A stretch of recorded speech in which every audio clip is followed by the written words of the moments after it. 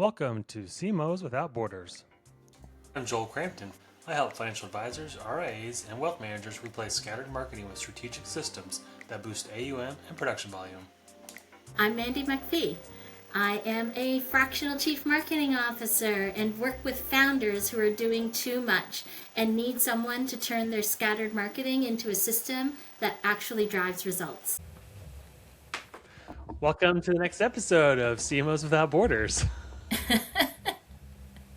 I know we're excited to be talking today. I think Joel, as we talked to Alex Casa a couple of weeks ago about lead generation using Meta and getting to that bottom of the funnel with programs that clients BlackBox and other companies like Alex's do. How do you support that lead gen and wrap your arms around it and wrap your marketing program around that type of bottom of the funnel lead generation that's happening?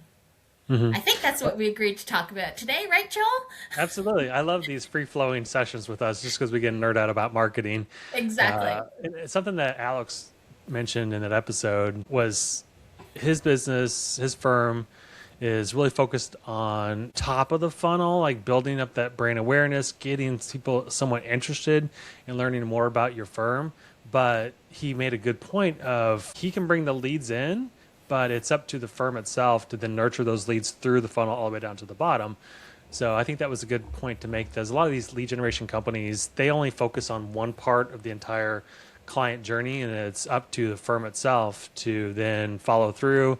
If that lead doesn't convert in that first 1, 2, or 3 meetings, then what do? A lot of times firms just don't even follow up, and there's just this gold mine of contacts sitting in their CRM that they're not even touching. So when I go into a firm as their fractional marketing leader, that's one of the first things I hit is like, let's create some sort of re-engagement campaign to tackle all these potentially it's kind of like the low-hanging fruit, people that know who you are, you've had some sort of interaction with them, but let's get some sort of communication going to them, whether it's a 3 or 5 email series just to try to re-engage with them. So that's one of the first things that I do. That was one of the things that I saw from our discussion with Alex was if you only focus on one part of it, you're doing a disservice and you're not maximizing your ROI with that kind of investment. 100%. I would say though, some of Alex's positioning around his program, while he's got a great program and great positioning, I'm not necessarily in agreement that his program is awareness through to lead gen. I see Alex's program more as the bottom of the funnel and really bringing those sales qualified or marketing qualified leads in the door rather than building awareness at the top of the funnel. It goes both ways, because his program is really geared towards getting that lead and that appointment setting into financial advisors. Yeah, I think he even touched on the mentality of people who are on these social platforms like Facebook and LinkedIn. And it's something I reiterate a lot of times when I'm talking about digital advertising. You're essentially interrupting people's patterns. That's right. So people are on these social media platforms. They're not looking to buy things typically, unless you're on TikTok and your shop is open and you absolutely want to buy things as soon as you see an infomercial pop up. But that's how people are usually on for Facebook. So that's one thing that I thought was good that he pointed out is we're talking to people. We don't really know where they're at. So we're just serving up some information. We don't know where they're at in their buying journey. If they are ready to make a shift to a new advisor, or if they're just kind of at that very beginning stages of trying to figure out what their financial picture looks like. So really it's getting that lead into the system, into the advisor system, and then it's up to that advisor's system to figure out how to then maximize that new lead. So and I think that first call that the advisor has is really imperative to figure out where this person is in their journey. Do they just want a little bit of information, or do they want to make a decision in the next 2 or 3 meetings and become a client? So I love Facebook advertising. I run it for a couple of my clients, and I think even if it is a pattern interrupt, people are, if you have a message on there, it's designed well, like it's not super salesy, like it definitely brings that awareness. And again, something that Alex had touched on was the advertising rules that Yeah. Facebook, Meta has. It's hard to target on Facebook if you don't set it up according to his system, which I thought was an interesting approach, the way he has it set up. Uh, but typically, it's hard to identify kind of your niche audiences using the regular financial services advertising category. But I think you can just make it very broad. But I think the messaging itself, what your ad looks like, is going to help constrain the types of people. So, for instance, one of my clients is targeting high net worth and ultra high net worth. And so we put on the ad itself that these are the groups that we're talking to. So, 1 million plus in investable assets. So there's all these different elements that you can use for advertising. But in order to build up that brand awareness, to stand up, you've got to do something. And I think a lot of what we do in marketing is just testing things out and seeing what sticks, but having strategy built around it. So if that lead does come in, what happens to that lead? Yeah, and I want to talk about what happens to the lead in a second, but I want to touch more first on that, on this channel and Meta, Mm-hmm. because we're talking about one single channel right now. Marketing strategy in itself and building out your awareness and your consideration takes more than a single channel to do. So, not just using Meta as a single channel, but using other channels where your niche is, where your clients are discovering, so that when they are ready to make that decision, you are top of mind with your niche, with the customers that you're looking to get. If you're only advertising in one channel, the likelihood of you building that awareness is smaller because you're not hitting them where they're surfing, where they're looking for other information, where they're visiting all the time. So it's really critical when you think about a marketing strategy that you're not thinking about a single channel. You're thinking about a multi-channel discipline that targets your client specifically. I think as marketing leaders, we are focused on multi-channel marketing strategies. We understand that if we create a piece of content, it needs to spider out into a bunch of different areas. I think a lot of firm owners, leaders, they maybe have a hard time with that big, broad approach. And so something that I say is to them is we're gonna focus on one channel first. Even though in my mind I know there's all these other things that I want to put in place, and I'm starting to build things kind of offline.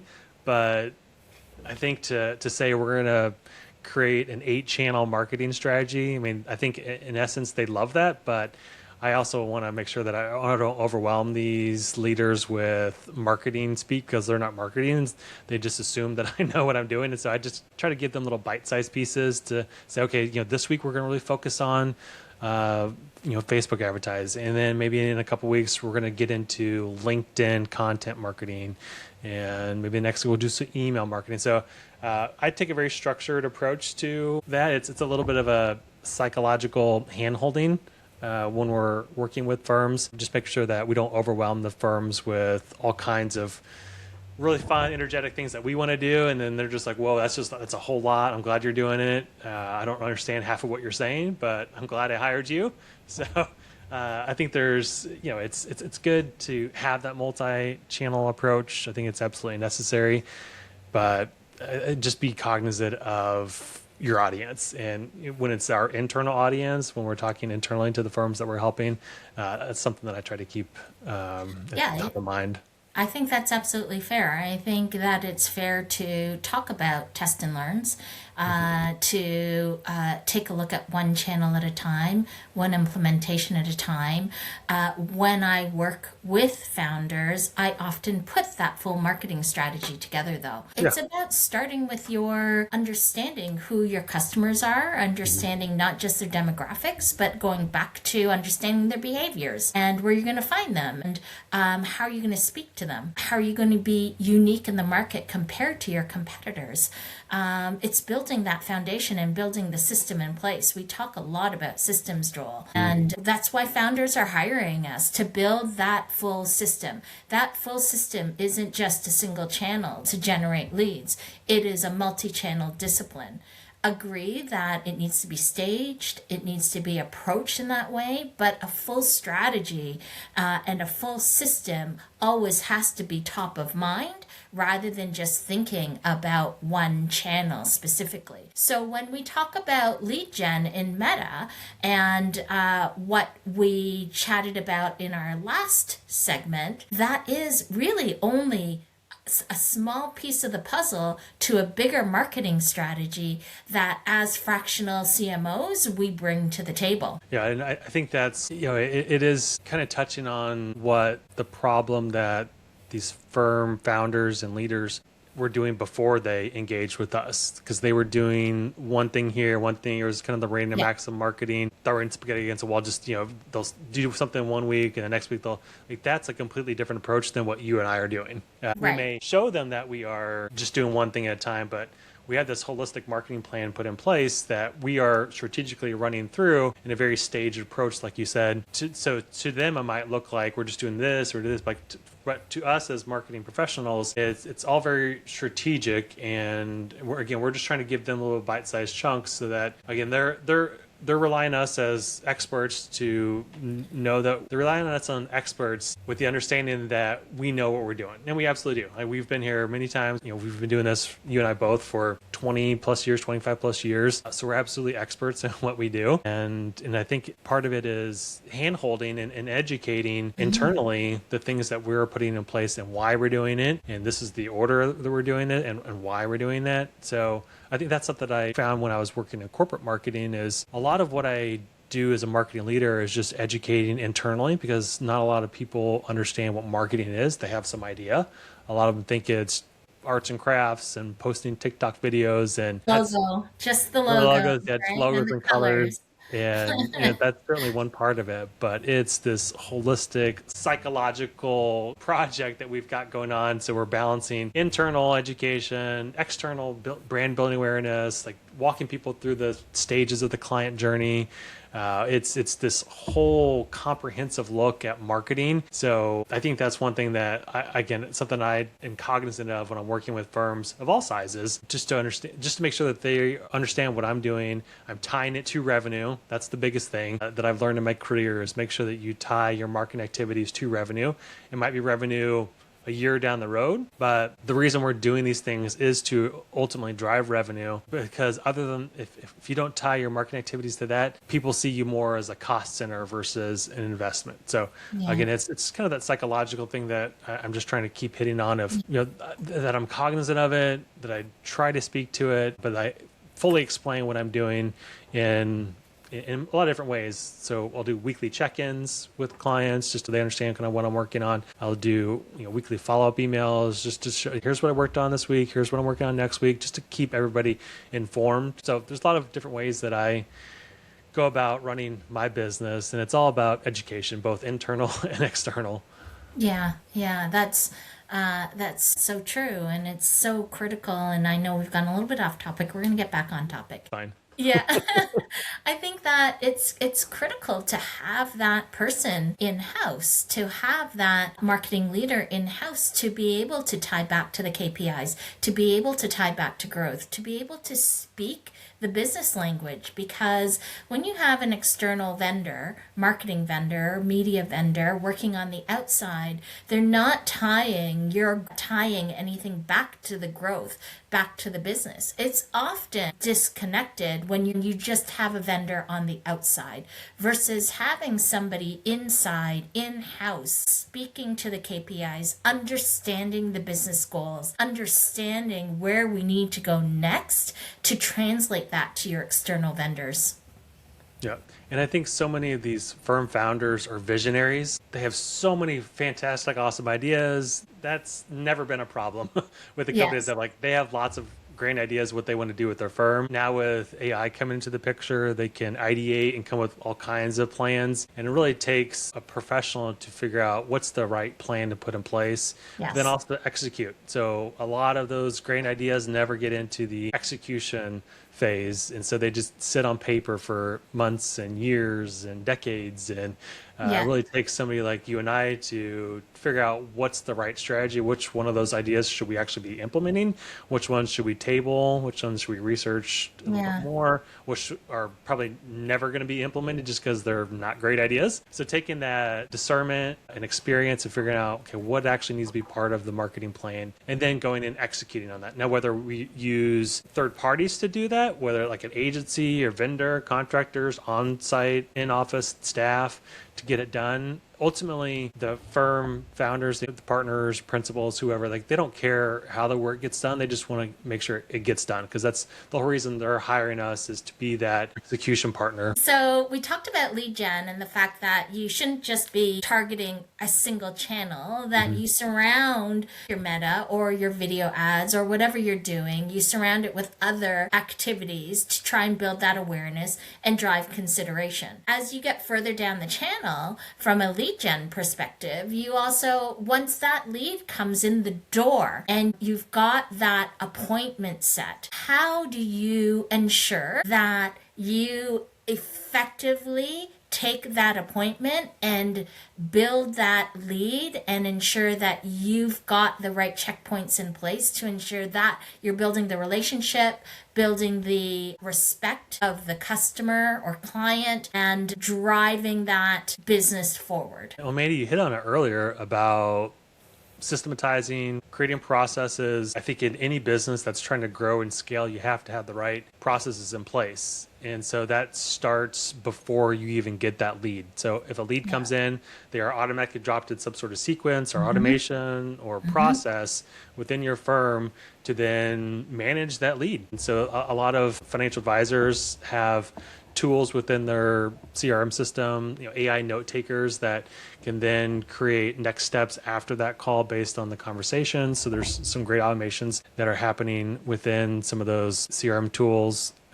But from a marketing standpoint, there needs to be some sort of follow-up too, some sort of email follow-up, text messaging follow-up. Like if you've got a next appointment set up, some sort of auto SMS feature or auto email feature, just to kind of continue that touch point with that client. And if that person doesn't want to meet or you can't reschedule them, then they drop into another sequence of nurturing them onto the next step. So again, it's developing those processes before you start any new activity, whether that's marketing or operational. You have to have those processes in place. Otherwise, there's no way for you to scale your business in any sort of efficient manner. Yeah.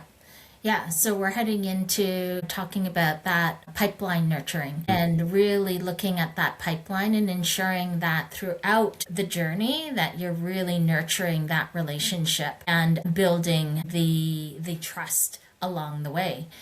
When it comes to the types of tools that you're using to do it, CRM is really important. Customer relationship management tools.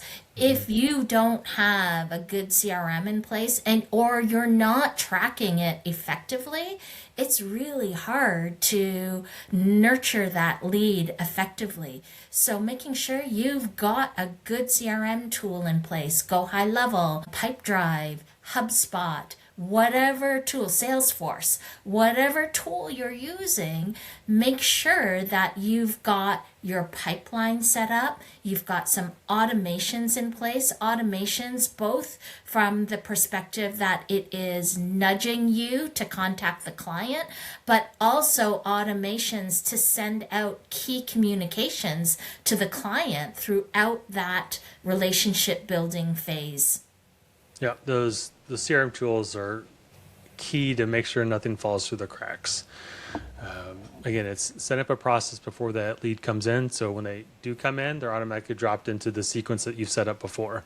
So that and there has to be some sort of reporting and dashboards and metrics along that as well. Yes. So you can see how those leads are flowing through your funnel, how people are engaging, taking a look at that data on a very periodic basis, Yeah. maybe once a month, just to Yeah. make sure that there's not any trends that you need to review to pivot from something you're doing because it's not working.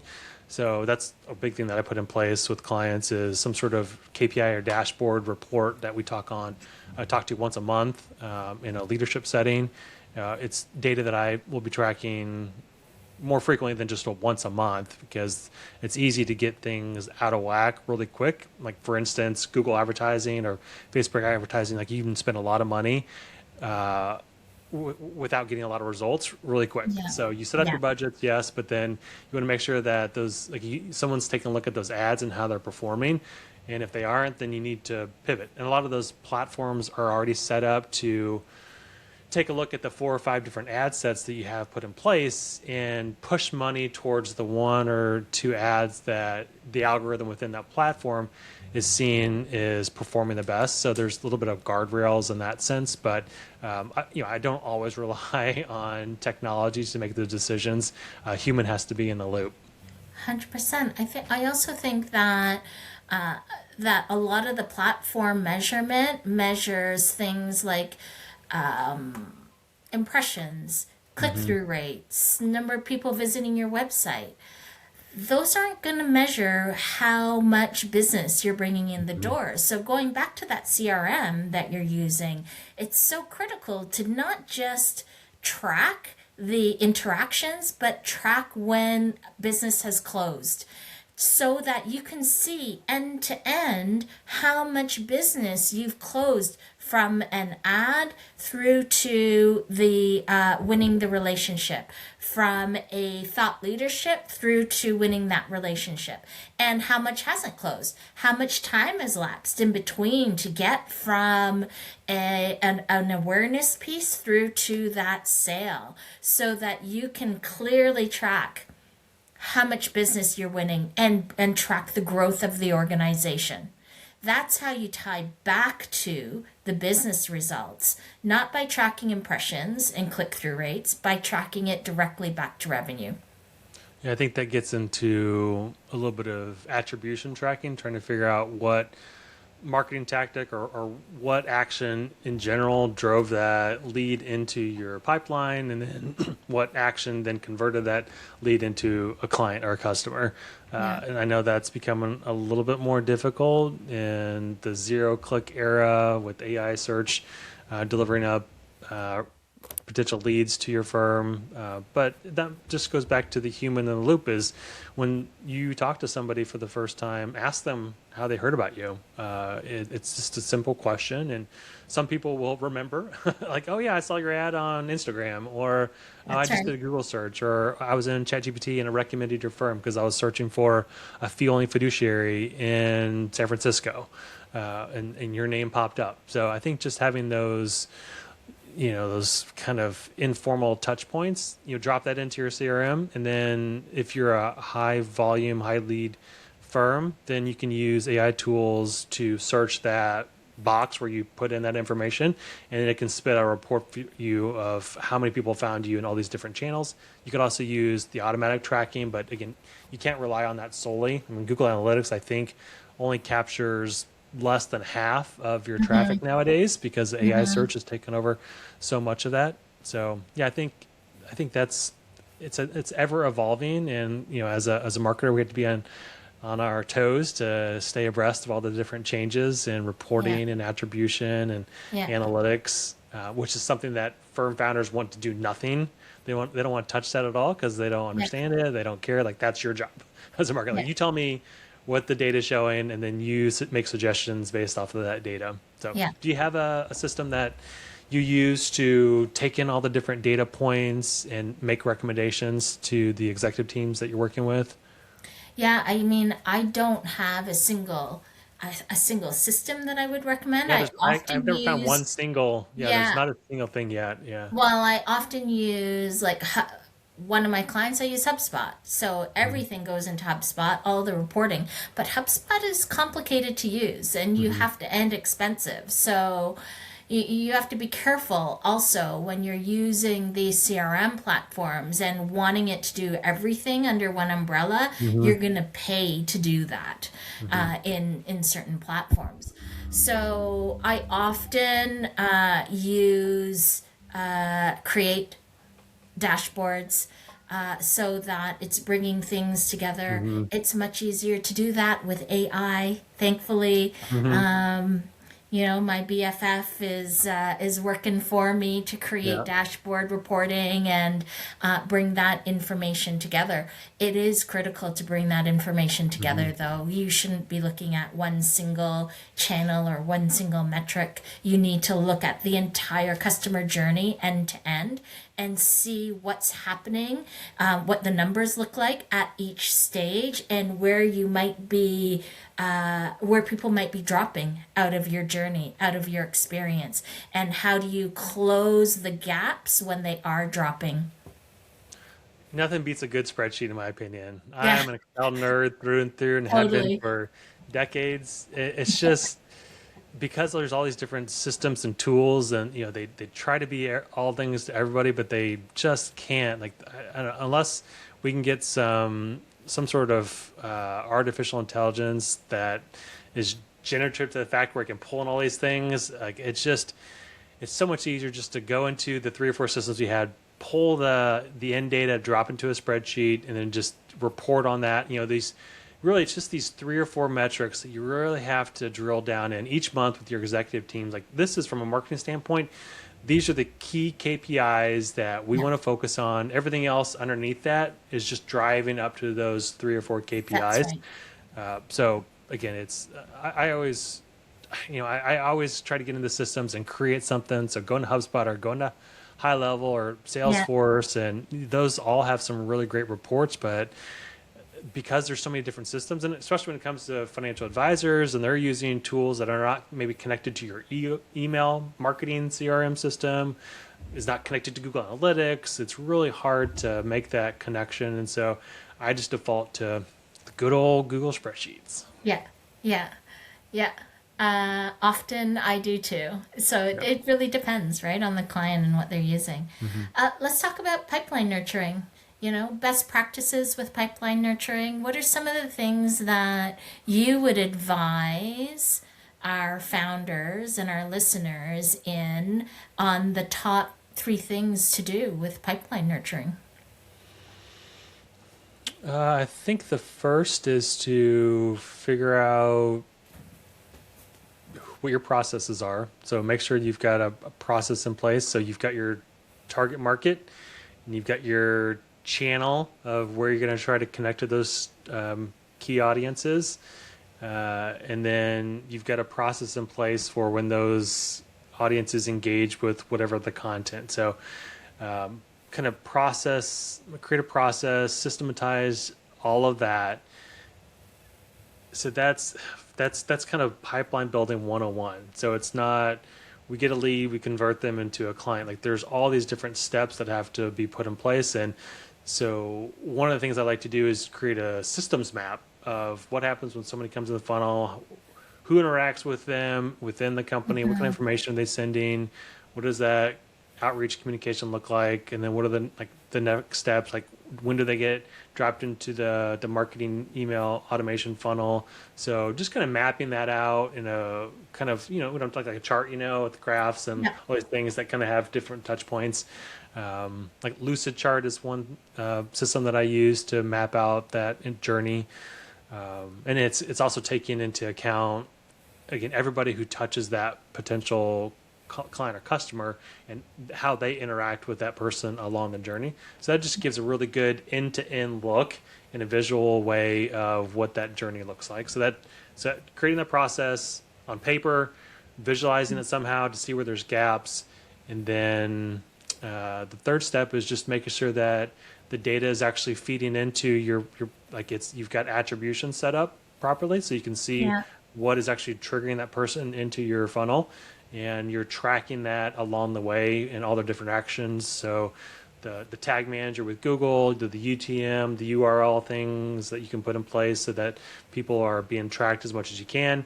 enabling cookies on your website. I know that's kind of an issue nowadays with people turning off cookies. So that'd be kind of those 3 steps that I put in place from a pipeline nurturing. What about you? Yeah, I think I'm similar, but I'm going to cover the gaps a little bit more Yep. because once you map out that journey, you need to figure out how you're going to address the gaps that you're seeing in your journey. So when you talk about that systems map and Hmm. the gaps, how do you address those gaps? There are gaps from a communications perspective. Hmm. There could be gaps from a relationship perspective, gaps from a product perspective or platform perspective on what your platforms aren't addressing as well. So it is really to make sure that you're nurturing that full pipeline. It is ensuring that you clearly understand those gaps and then create the materials, the communications, stop, add something to your platform if that's necessary to be able to close that gap and stop the leak from happening. So that's one of the things that I would do. I always recommend automation as well. So once you get the lead in the door and you're nurturing that lead, often people think that marketing stops once they come into the door and the salesperson is addressing them. And exactly, right? That's exactly it. It does not stop. Marketing continues and works with sales to ensure that the communications are in place, that they're building the relationship together, that there is a seamless and transparent understanding and communication between sales and marketing. What we're saying in the marketing communications matches what sales is saying on a phone call with the client. So you need to make sure that everything maps across the board and is consistent between sales and marketing. And if product is out there, talking about the product with product as well. Yeah. So I think, as you think about that system, the system has to be consistent across every single touch point, not just marketing touch points with advertising, but all the sales touch points as well. Yeah. And that marketing system is never turned off. It's a closed loop. Like it's like you're working through the entire customer life cycle journey. So you're yeah, it all kind of feeds on each other. So it's definitely that kind of infographic because once they come in the door, then they become a client or customer, and then you want to get them to become an That's advocate right. and referral, and you refer more people, and you want them to buy more products or more services, and That's so right. kind of that customer lifetime value starts to look that Yeah. circle starts to get bigger and bigger and bigger because the more quality service and Yeah. the more Yeah. quality service that you give to these clients, like the better of an advocate and referral partner for you they're going to be. And marketing really plays into that, keeping them connected to what's happening in the That's right. firm, asking them, point blank, for referrals, asking them for reviews for on Google or any other testimonial sites that you can get, like, asking for testimonials just directly. Like this all has to be part of that marketing system to maximize that client's lifetime value to the firm. I think a lot of firms they do grow by referrals. There's a lot of firms that have grown by referrals only, but at some point and now we're going to go off on a tangent on referrals, but I think it's basically just you should make sure that you're continuously marketing to that person that comes into your funnel, whether it's if they never turn into the client, they could still refer you to somebody that they have a conversation with. So just because they don't want to do business with you right away or ever doesn't mean you have to stop marketing to unless they say stop talking to me, stop marketing to me, unsubscribe. But most people, I think, as long as you're leading with value, like value add content, I think most people will be receptive to that. So that'd Yeah. be my two Yeah. cents on that whole customer journey is never stop Yeah. marketing. Yeah, and it is really, with marketing, once the client is in the door, once you have the client, retention marketing is just as Hmm. critical as acquisition marketing. So it is so critical to keep those customers loyal. Keep them trusting your business, your product, your service, rather than just trying to acquire more customers. You also need to keep them because it's not going to be your business is not going to succeed if you've got just as many people leaving the company as you've got coming in. You're never going to grow that way. So spending as much time on retention activity as you are on acquisition activity is critical to your business growth. You're always going to have people unsubscribing, leaving your business, getting poached by other firms, other companies. When we're thinking about financial advisors, especially as you're dealing with clients who are older, retired, beyond retirement, it's literally a dying business. People are dying, and those assets are being transferred out to other firms because you haven't developed enough relationship with the next generation. Kind of reinforces the fact that you need to have an ongoing marketing engagement relationship with the clients and the people that are in that person's sphere of influence, because you want to be able to retain those assets beyond when that person does transition to the next phase of the world and the universe. Yeah, and it goes back to trust building as well. Trust building doesn't stop once the client's in the door. You have to continue to earn and build that trust throughout. Trust can be in financial services, in advisory firms, in fintech. Trust can be broken so easily. It's fragile. Trust is fragile, isn't it? So it's important that you also have proactive communications to continue to build that trust and build that transparency. I was just speaking on another panel the other day, and I was talking about making sure that clients have the right crisis communications in place as well. Be proactive on your crisis communications and be consistent in your crisis communications and transparent in it, because when something breaks, and if it breaks and when it does, you'll have that type of crisis communication to continue to wrap your arms around your customers and keep that trust with them. If you don't have those types of crisis communications in place, you risk breaking that fragile trust easily. Yeah, the switching costs are not unbearable in most instances. That's right. So it's just because you've got a good customer, a good client, doesn't mean another firm's not trying to steal that business. Yeah. So maintaining that relationship, keeping it strong, keeping engaged, making sure that you're providing resources over time that makes that relationship even stickier is absolutely essential to growing and scaling your business. That's right. That's right. Awesome, Joel. Anything you want to add to the end of this conversation?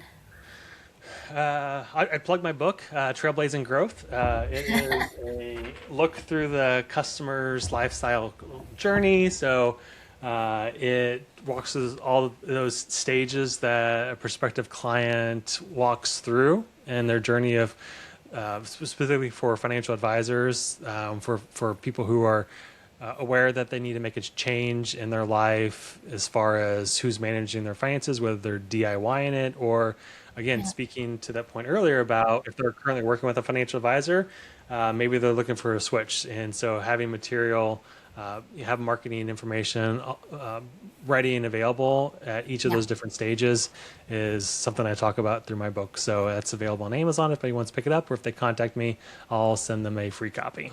Love that you're plugging Plug your book, Mandy. Let's hear it. Yeah, for sure. So while Joel covers the customer journey for financial advisors, I cover how to build those foundations, how to build the marketing systems, how to get to that end-to-end journey, and the most important foundations around understanding your market, understanding your niche, getting through that customer journey from conversion to retention are critical in building those marketing systems. How do you get to that operational excellence and really start to get a good cadence of marketing in place to build your business and grow your business? And if anybody needs help writing a book, we're both available to help them, because we've done it. We've walked the walk. We've talked the talk. It's just like anything that we do in business. That's why we've started this podcast. I talk with a lot of people that want to start their own podcast. They want to do, their own whatever marketing thing. And most likely I've done it before myself for my own business or for Yeah. other firms. So, and Mandy and I are also available to help out really in capacities such as writing a book. It's crazy how our business has evolved, isn't it? It's funny you say that, Joel. I'm currently ghostwriting a book for one of my clients right Yeah. now. Yeah. And I'm getting ready to start up a podcast for one of my clients. So, and I have another client who's writing a book, and yeah, so it's just Right. fun to have that hands-on experience. So that's cool. Joel, I'm loving what we're doing. Yeah, I am too. I think we're almost at 20 episodes. This is either number 19 or 20. I just read a statistic that 80% of podcasts fail before they reach the 10 episode mark.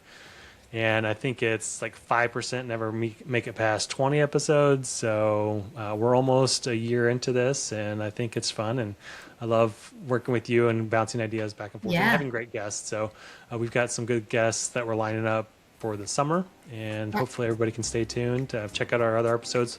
Our previous episode was with Alex at Clients BlackBox, so check that out and stay tuned, like and subscribe. Yeah. Thanks, everyone. All right, bye.